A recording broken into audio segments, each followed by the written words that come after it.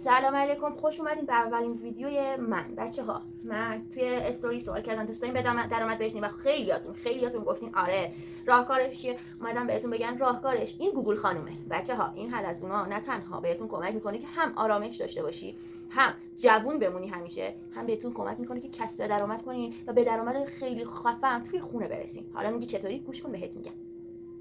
میپرسی چطوری؟ خیلی راحت. شما فکرشو بکن، این حلزونای خوشگل رو که تهیه کنی، یه سری رسیدگی ها نیازه که من تو ویدیوهای بعدی براتون میذارم، ولی این خاصیت های مهمش رو میخوام بهتون بگم. بچه شما با حلزون تراپی میتونین خیلی راحت به درآمد برسیم. شما فکرشو بکن، از همین حلزونا میتونین فوم شستشو، صابون، کرم، سرم، از همه اینا رو میتونین تهیه کنین و درست کنین و بفروشین خیلی راحت. و الان هم دیگه خبر دارین چقدر حلزون خاصیت داره، چقدر طرفدار داره.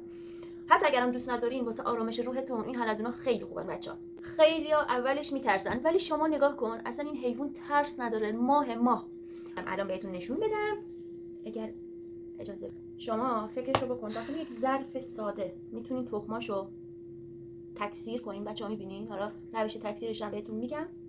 و وقتی که این تخمای خوشگل باز شدن، تبدیل میشن به، نشون بده مامان، این حلزونا که فعلا توی خیلیاتش هنوز بیرون نیومده، تبدیل میشن به این خوشگلا و شما میتونین تعدادش رو هر روز بیشتر کنین و آره، کلی هم به نفع همتون.